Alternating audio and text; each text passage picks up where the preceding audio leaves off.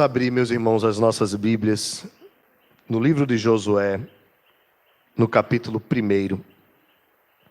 E a partir de hoje nós estamos iniciando uma série de exposições no livro de Josué.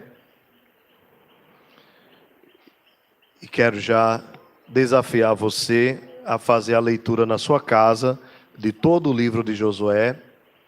É um livro muito gostoso de se ler e certamente, como palavra de Deus, trará grandes orientações para a nossa vida. Livro de Josué, você vai lá para o Antigo Testamento, é o 6º livro da Bíblia.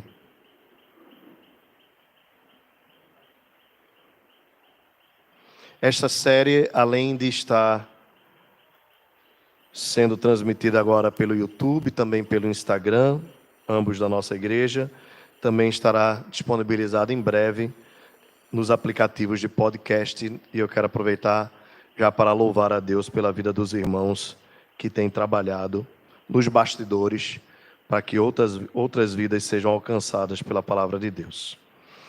Acompanhe comigo a leitura, Josué capítulo 1, verso de 1 a 9. Sucedeu depois da morte de Moisés, servo do Senhor, que este falou a Josué, filho de Num, servidor de Moisés, dizendo: Moisés, meu servo, é morto. Dispõe-te agora, passa este Jordão, tu e todo este povo, a terra que eu dou aos filhos de Israel. Todo lugar que pisar a planta do vosso pé, vos-lo tenho dado, como eu prometi a Moisés. Desde o deserto e o Líbano, até ao grande rio, o rio Eufrates, toda a terra dos heteus, e até ao mar grande, para o poente do sol, será o vosso limite. Ninguém te poderá resistir todos os dias da tua vida. Como fui com Moisés, assim serei contigo. Não te deixarei, nem te desampararei. Sê forte e corajoso, porque tu farás este povo herdar a terra que sob juramento prometi dar a seus pais. Então somente sê forte e muito corajoso, para teres o cuidado de fazer segundo toda a lei que meu servo Moisés te ordenou. Dela não te desvies, nem para a direita, nem para a esquerda, para que sejais bem-sucedido por onde quer que andares. Não cesses de falar deste livro da lei. Antes, medita nele dia e noite, para que tenhas cuidado de fazer segundo tudo quanto nele está escrito. Então farás prosperar o teu caminho e serás bem-sucedido. Não te mandei eu? Sê forte, corajoso. Não temas, nem te espantes, porque o Senhor teu Deus é contigo por onde quer que andares. Amém. Vamos orar. Pai querido, obrigado pelo privilégio que temos de poder ler a tua palavra. Obrigado, Senhor, pela graça de sabermos ler. Tantas pessoas ainda no nosso país, Senhor, não têm acesso à alfabetização. Obrigado, Senhor, pelo privilégio de termos a Bíblia em nossa própria língua. Quantas nações ainda não têm esta graça. Obrigado, Senhor, por termos o Teu Espírito Santo, que nos ilumina na meditação da Escritura. Quantos gostam, têm apreço pela Escritura, mas não têm esta iluminação miraculosa que o Teu Espírito traz sobre a vida dos eleitos. Nós te agradecemos porque temos este privilégio. Mas também nós te pedimos perdão, Senhor, porque mesmo sabendo ler, e mesmo tendo a Bíblia em nossa língua, e mesmo tendo o Espírito habitando dentro de nós, a nos iluminar na compreensão, nós somos fracos leitores da Escritura. Deveríamos ler muito mais, meditar muito mais, amar muito mais e obedecer muito mais a tua lei. Tem misericórdia de nós e fala conosco, em nome de Jesus. Amém. Meus irmãos, meditar expositivamente É um privilégio, os irmãos sabem o porquê. Nós já fizemos tantas exposições aqui sequenciais. É um privilégio porque nós podemos mergulhar na história e, à medida que nós formos expondo, nós vamos, de alguma forma, assimilando melhor quando nós fazemos a leitura contínua e a exposição contínua de um texto. Também nos ajuda a nós lidarmos com um tipo de literatura, também a nós ficarmos na expectativa do próximo capítulo. A continuidade nos ajuda também a entender o contexto de cada passagem. Isso tudo é fundamental para a nossa edificação. Por isso, recomendo também aos irmãos que nas suas leituras devocionais se esforcem escolhendo um livro da Escritura e meditem nele continuamente, mesmo que você não consiga fazer um capítulo inteiro por dia, mas ainda que você faça poucos versos, desde que você faça continuamente, constantemente, certamente você vai assimilar muito melhor aquilo que a palavra quer dizer. Eu não sou o inventor desse método, né? O método expositivo ele é histórico, né? Grandes teólogos o fizeram, e nós temos visto cada vez mais, principalmente no meio reformado, a crescente demanda de pregações expositivas sequenciais, o que facilita muito a propagação da palavra de Deus. Eu queria pensar um pouco com os irmãos sobre o personagem que leva o nome do livro, Josué. O seu nome original não é Josué, nós sabemos bem, era Oséias, e foi Deus quem mudou o seu nome. E esse jovem, Oséias, filho de Num, ele é uma personagem principal da história da redenção do povo de Israel, na saída do povo da terra do Egito, no deserto e na chegada da terra prometida. A Bíblia fala sobre ele ainda quando Moisés estava no foco da narrativa. O texto diz que o jovem Josué não se apartava da tenda quando Moisés entrava para falar com Deus. Ele era alguém que tinha muito interesse pelas coisas de Deus. Fez parte daqueles espias que foram observar a terra ainda no começo da jornada do povo de Israel, e era um homem de fé junto com Caleb. Ele foi alguém que tentou convencer o povo de Israel a entrar na terra prometida de pronto e não esperar tanto tempo como Israel esperou. Talvez aí a jornada de 40 anos pudesse ser reduzida em menos de 2 anos, se o povo tivesse crido no poder de Deus e entrado na terra prometida quando Deus ordenou. E apesar de tudo isso, Josué não se decepcionou, ele continuou perto de Moisés, era certamente um assessor de Moisés e seria futuramente, como foi, o sucessor de Moisés. Falar de Josué sem falar de Moisés é muito difícil.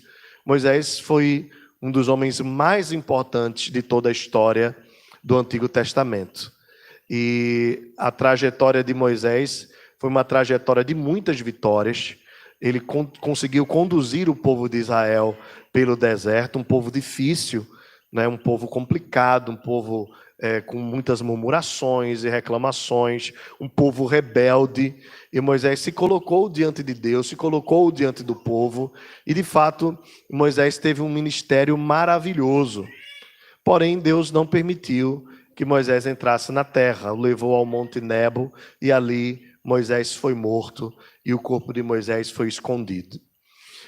O livro de Deuteronômio, que antecede o texto que nós estamos lendo, de Josué, ele não é uma narrativa comum, é uma narrativa de repetição, como o próprio termo Deuteronômio quer dizer, e lembra um pouco do que aconteceu com o povo, para que a nova geração que ia entrar na Terra Prometida não cometesse os mesmos erros. A geração que ia entrar, exceto Josué e Caleb, era uma geração toda nova. Por isso era importante que os filhos de Israel soubessem o que aconteceu e por que os seus pais não herdaram ou não entraram na terra que Deus havia prometido a Abraão e que por meio de Moisés havia também revelado. Desta forma, então, o livro de Josué começa com uma narrativa, ou uma apresentação de um tema que é um tanto quanto trágico. Porque, observe o verso 1, o texto já começa dizendo assim: sucedeu depois da morte de Moisés. Vejam, irmãos, a expectativa do povo de Israel estava muito focada em Moisés. É claro que era Deus quem tinha feito todas as coisas, mas o povo sabia do amor que Deus tinha para com Moisés e de como Deus tinha se revelado para Moisés o tempo todo. Então, o que nós vemos aqui no início da narrativa já é um ponto que traz uma aplicação para nós tremenda. É que Deus é o Senhor da história, mesmo quando a história parece não ser tão boa. Mesmo quando as coisas parecem obscuras. Não era fácil para Israel perder o seu líder, o seu principal líder, com quem eles caminharam 40 anos no deserto. Certamente os filhos de Israel tinham ouvido muitas histórias a respeito de Moisés. E tinham visto muitas coisas que Deus tinha feito por meio de Moisés. E todo o lamento do povo de Israel por causa de Moisés. E agora a narrativa se inicia dizendo: depois da morte de Moisés.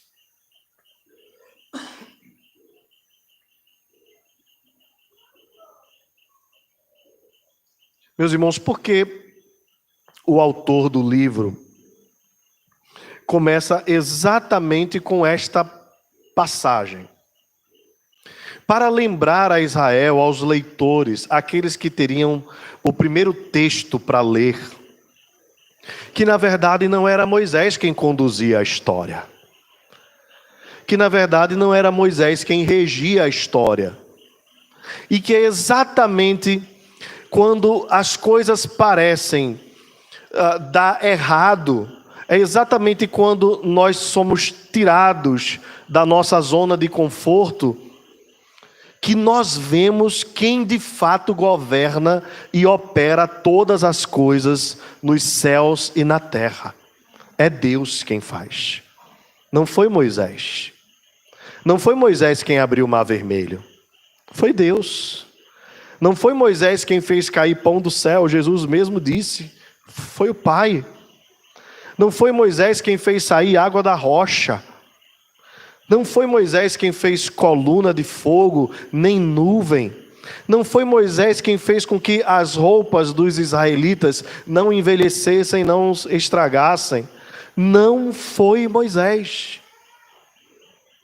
E para provar que não foi Moisés, as coisas agora vão acontecer do mesmo jeito, sem Moisés. Porque é Deus quem faz todas as coisas, e não os homens. Esta passagem aqui, só esta entrada, já nos lembra aquele momento em que o rei Uzias morreu. E o profeta Isaías registra lá: no ano da morte do rei Uzias, eu vi o Senhor, assentado num alto e sublime trono. E os anjos, os querubins e os serafins o adoravam, dizendo: Santo, Santo é o Senhor, toda a terra está cheia da sua glória. A morte de Uzias era sinônimo de frustração. Perdemos o nosso líder. Uzias foi um grande reformador, militar, mexeu com a tecnologia de Israel. Uzias fez grandes obras, da mesma forma que Moisés fez grandes obras. Mas na verdade, acima deles, havia um Deus que os capacitava e que continuava no trono, mesmo diante da morte de Uzias e da morte de Moisés.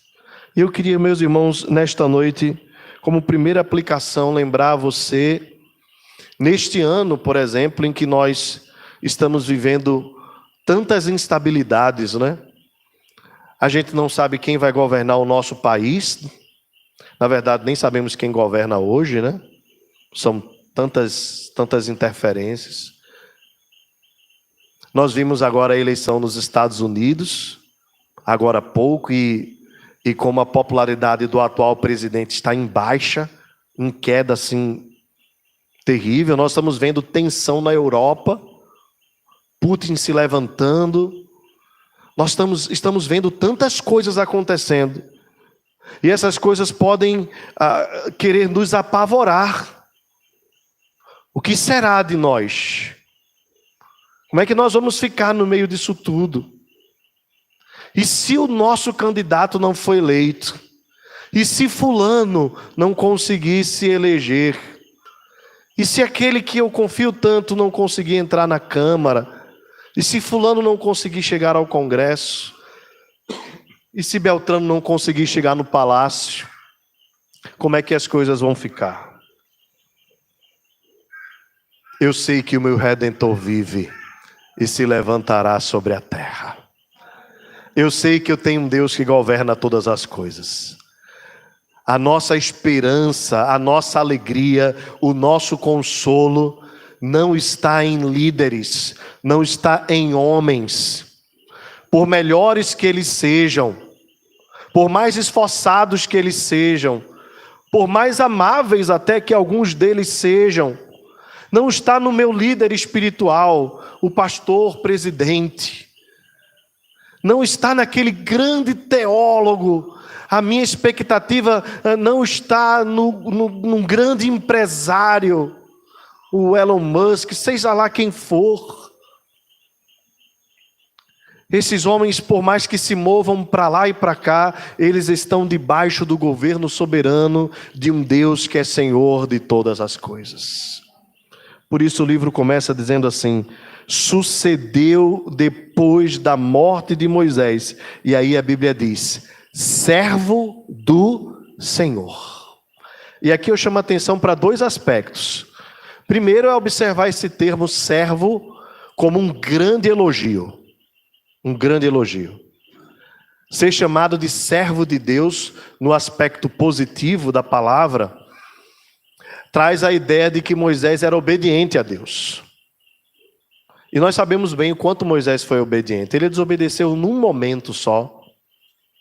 Sabemos como aquilo lhe custou tanta coisa, e Deus soberanamente sabe mais do que nós todo o porquê não permitiu Moisés entrar na terra prometida, apenas contemplá-la de longe, né? Mas Moisés foi servo mesmo. Ele obedeceu ao Senhor desde o início, os irmãos sabem bem. Ele disse que era pesado de língua, Deus disse: mas eu vou usar você do mesmo jeito. E você vai até Faraó, e Moisés foi até Faraó. E todas as vezes que Moisés recebia uma ordem de Deus, Moisés se submetia à ordem de Deus, ele foi servo do Senhor. Ao mesmo tempo, esse termo servo aqui nos lembra da condição de Moisés. Moisés não era senhor da sua vida. Moisés estava sujeito a um comando. Nesse aspecto aqui, nós precisamos lembrar que todos os homens são servos de Deus. Da mesma forma, há um tempo eu preguei aqui, lembrando lá o texto de Isaías, quando Isaías diz: Ciro, meu servo, lembra disso? Ciro não era cristão, não era um crente, não era temente a Deus, mas era chamado de servo, foi chamado de servo de Deus, porque estava debaixo ou sujeito à ordem daquele que é Senhor. Nesse sentido, todos os homens são servos de Deus. Então, entenda bem, a coisa pode parecer trágica, a coisa pode parecer ruim, quando aquele meu chefe era quem ia fazer tal coisa por mim, fulano é quem ia me indicar, se Beltrano tivesse lá, era ele quem ia fazer por mim.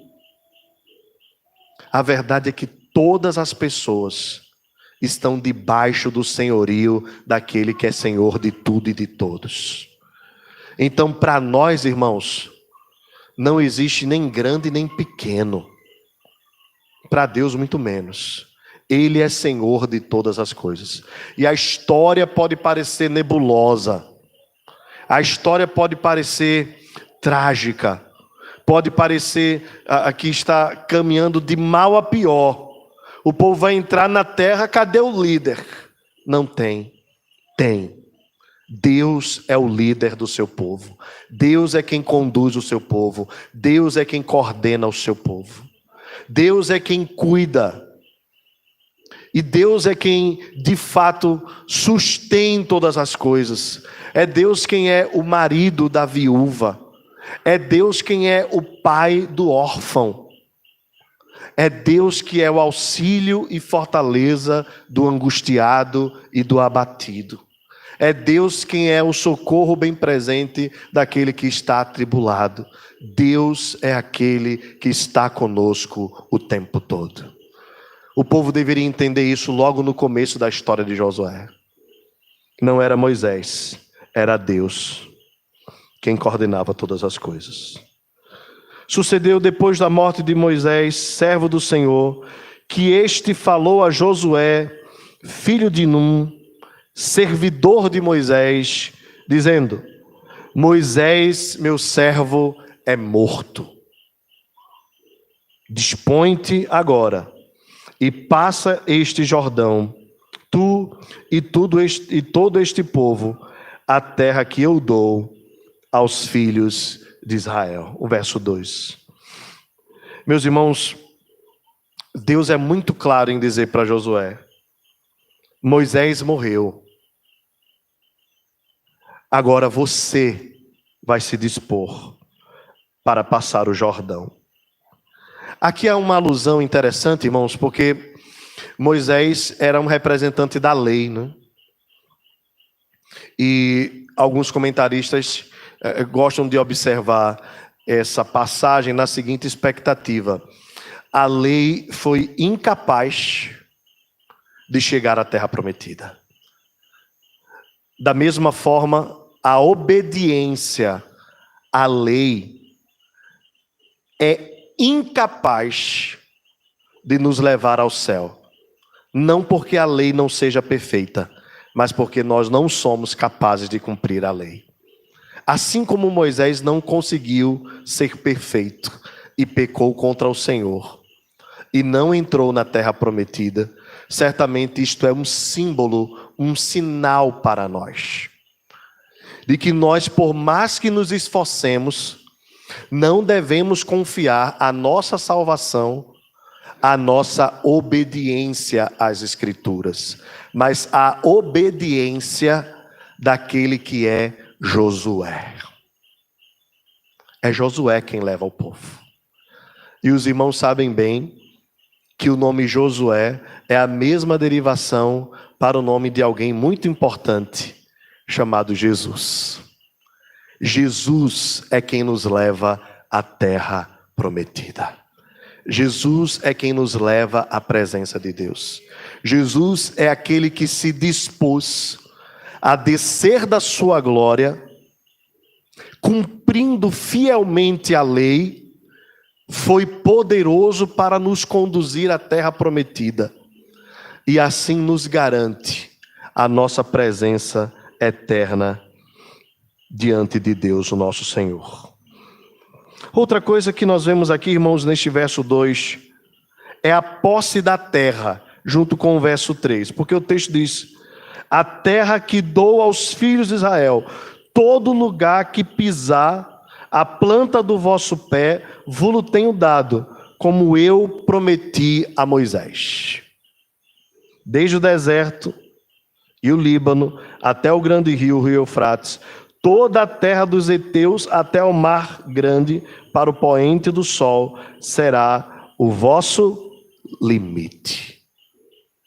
Agora observe que a narrativa aqui parece contraditória, porque Deus diz assim: eu te dou, mas a terra é dos heteus. E depois nós vamos ver os jebuseus, né?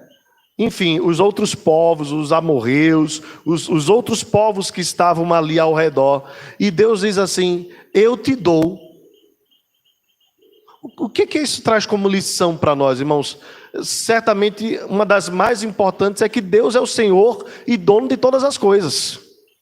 Ele é o dono da terra. E Ele dá a quem Ele quer. E ele decidiu escolher um povo por meio de Abraão. Ele disse a Abraão: sai da tua terra, da tua parentela, e vai para uma terra que eu te mostrarei. De ti farei uma grande nação. Abençoarei os que te abençoarem, amaldiçoarei os que te amaldiçoarem, e em ti serão benditas todas as famílias da terra. Deus disse para Abraão: uma terra que eu te mostrarei. Irmãos, Abraão, vale a pena lembrar aqui, era de Ur dos Caldeus, da Caldeia. É uma região que por nós é mais conhecida como Babilônia. E possivelmente o seu nome, Abrão, primeiro nome, significava tipo um astrólogo, um pai das estrelas, alguém que era consultado para descobrir destinos e coisas desse tipo. E Deus tira Abraão dessa perspectiva pagã, muda o seu nome dizendo: você não vai se chamar mais assim, você vai se chamar Pai de Nações, porque eu vou te dar uma terra e uma descendência maior ou de maior quantidade que as estrelas dos céus e que a areia que há na praia. Deus prometeu a Abraão. E passado o tempo, essa promessa vai se cumprindo. Abraão nem tinha perspectiva de que terra seria essa. Certamente a terra que ele imaginava não era exatamente aquela terra, porque era uma terra que já haviam outros povos, mas Deus disse: vai ser Canaã, e eu quero essa terra porque a terra é minha, e eu vou dar a vocês, e concedendo a vocês, automaticamente eu estou tirando de outros povos. E aqui tem um aspecto importante, né, irmãos, de Deus como Senhor. Ele cumpre as suas promessas ao seu povo, e o seu compromisso, a sua aliança, o seu pacto é com o seu povo. E o pacto com o seu povo anula o pacto com outros povos. O que nos faz entender muito bem a soberana graça da salvação. Deus decidiu escolher para si um povo. E automaticamente, quando ele escolhe um povo, ele não escolhe outro povo. E nós não podemos contestar, porque Deus diz aqui: a terra é minha, e eu dou a vocês, e vocês vão tomar posse dela. E ninguém vai poder resistir a vocês nenhum dia. Todos os dias da vida de vocês, vocês vão ser vitoriosos, porque a terra é minha, e eu estou dando a vocês. Aqui é uma alusão clara, irmãos, a caminhada do povo de Israel rumo à terra prometida é uma alusão clara à nossa jornada aqui na terra rumo à Nova Jerusalém. Da mesma forma, irmãos, Deus nos deu a salvação, nos concedeu a salvação, a nós, sua igreja, o seu povo, gente de toda raça, povo, tribo, língua e nação. E quando ele nos escolhe, ele decide não escolher outros. E isso não é porque nós somos melhores do que os outros. Assim como Israel também não era melhor do que os outros povos. Na verdade, se Deus quisesse escolher uma grande nação, poderia ter escolhido o Egito. O Egito era uma grande nação já na época. Mas Deus diz em Deuteronômio: eu escolhi vocês porque vocês eram a menor de todas, a mais insignificante, para que através de vocês eu manifestasse as maravilhas do meu poder. Fui eu que te humilhei, fui eu que te fiz passar por esse deserto, para provar, para saber o que estava no teu coração. Vocês são meu povo e eu sou o seu Deus. E Deus fez uma aliança, e essa aliança é inquebrável, indestrutível, inviolável da parte de Deus. Ninguém poderá te resistir, disse o Senhor. Meus irmãos, o que isso traz como aplicação para nós? Em primeiro lugar, nós devemos ser gratos a Deus pela sua preciosa e bendita salvação. E não adianta nós questionarmos muito, porque no final das contas, O vaso não pode perguntar ao oleiro: por que me fizeste assim, por que não me fizeste assim? A única coisa que nós precisamos fazer é dar graças a Deus por tão grandiosa e graciosa salvação. E proclamarmos as verdades desta salvação a todas as nações, para que aqueles a quem Deus escolheu de antemão se acheguem pelo arrependimento para a vida e sejam salvos pela graça de Deus. Mas não cabe a nós sabermos por que Ele nos escolheu, pois foi soberana a vontade sua. Devemos dar graças a Ele por tão preciosa salvação. Também precisamos nos lembrar que ninguém poderá nos separar do amor de Deus. Assim como ninguém poderia tirar Israel da terra que Deus prometeu a eles, ninguém também pode arrancar de nós a vida eterna. Nada pode arrancar de nós aquilo que nos foi dado como herança. O Senhor nos garantiu uma salvação eterna. E mesmo em meio às lutas, nós vamos ver quantas lutas Israel enfrentou. Mesmo em meio às quedas, nós vamos ver quantas vezes Israel caiu. Mesmo em meio às decepções, às fraquezas, Deus continuava sustentando o seu povo na terra que Ele prometeu. Da mesma forma, irmãos, mesmo com os nossos fracassos, mesmo com as nossas quedas, mesmo com os nossos pecados, Deus continua nos amando. Porque não há nada que nós façamos que Ele possa nos amar mais, e nem nada que nós façamos que Ele possa nos amar menos. O seu amor por nós não muda, é incondicional. Porque o seu amor por nós tem a ver com o amor que Ele tem pelo seu próprio Filho Jesus Cristo, em quem Ele tem todo o seu prazer. Nós temos essa garantia, irmãos, de que ainda que sejamos fracos, nós temos um Deus forte, que sustenta as nossas vidas. Muitas vezes nós não estamos muito animados. Esta é uma verdade. Até mesmo na nossa relação com Deus. Está fraca. Meio acabrunhada, né? Às vezes a gente precisa estar mais perto do Senhor, estar coração mais aquecido. Sabe, mesmo nos dias que você não está muito atento a Deus, Ele continua atento a você. Veja que graça. Mesmo quando você está disperso do Senhor, os olhos dele estão constantemente olhando para você. Mesmo quando você está distraído, Deus não dorme um segundo sequer. E ainda que os inimigos ao redor queiram te destruir, ninguém vai poder te resistir, não é pela tua força. Satanás não destrói a sua vida, não é porque você tem boas estratégias. É porque é a boa mão do Senhor quem te protege e te livra de todo mal. Lembra que Satanás, melhor dizendo, tentou os apóstolos, e Pedro disse que nunca ia abandonar o Senhor. E Jesus disse: Pedro, Satanás pediu permissão para peneirar vocês como quem peneira o trigo, mas eu estou intercedendo por você. Meus irmãos, é a intercessão constante de Jesus que nos mantém de pé. Não são as nossas estratégias, não são os nossos jargões: está amarrado, está repreendido, sai para lá Satanás. Não é nada disso que afasta o diabo de atacar as nossas vidas. É o sangue de Cristo que foi derramado por nós. É a garantia de que ninguém pode destruir a nossa alma.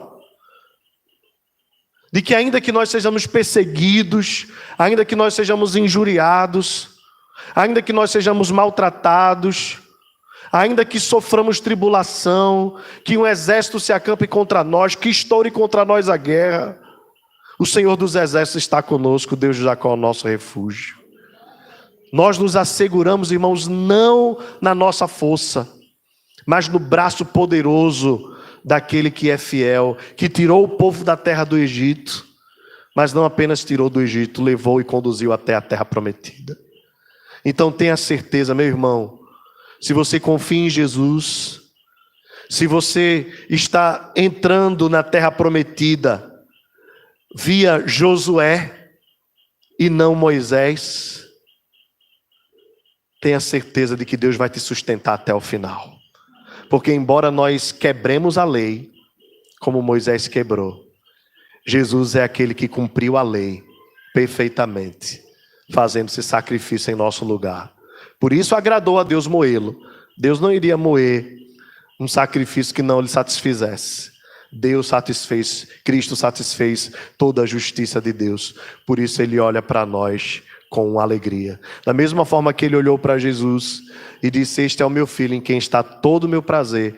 Deus olha para a minha e para a sua vida hoje, e todo o prazer dele está em nós também, pela graça e pelo sacrifício e pela obediência de Jesus. Meus irmãos, eu vou ficar até aqui hoje por conta do horário. Na próxima semana nós vamos dar continuidade. Mas eu queria que você guardasse essas 3 aplicações e levasse para meditar durante a sua semana. A primeira delas é que não importa o cenário. Moisés morreu. Deus está no controle de todas as coisas. Então, não importa o que vem à sua frente.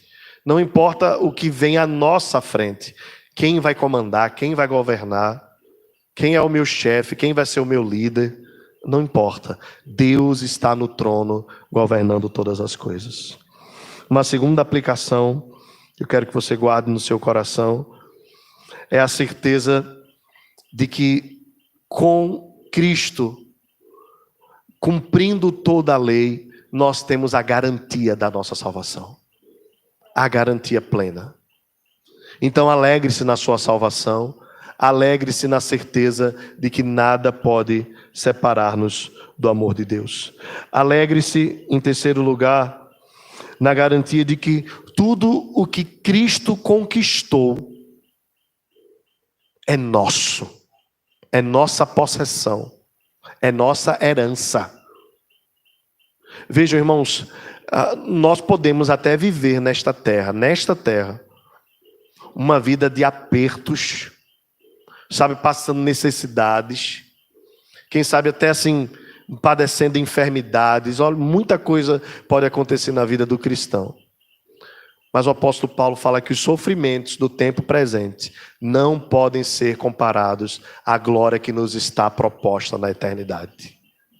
Por isso, meu irmão, não foque nas crises, não coloque os seus olhos nas lutas que você está enfrentando hoje. Coloque os seus olhos na eternidade.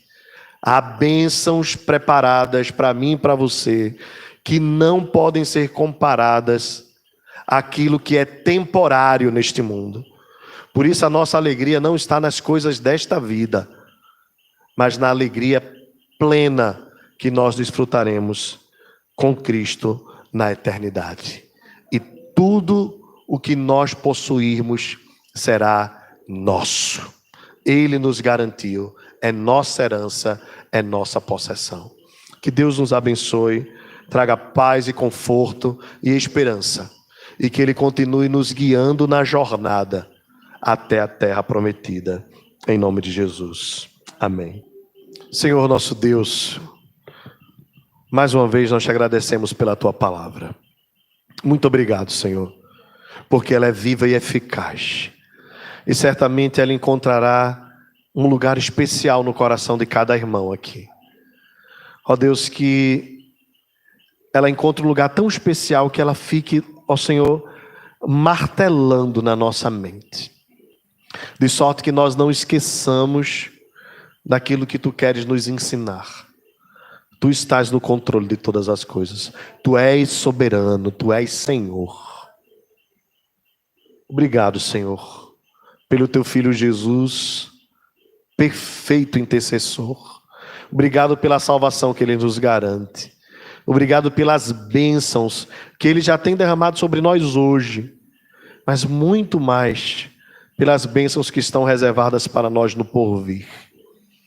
Que os nossos olhos estejam fitos no Senhor e naquilo que é eterno, não no que é temporal.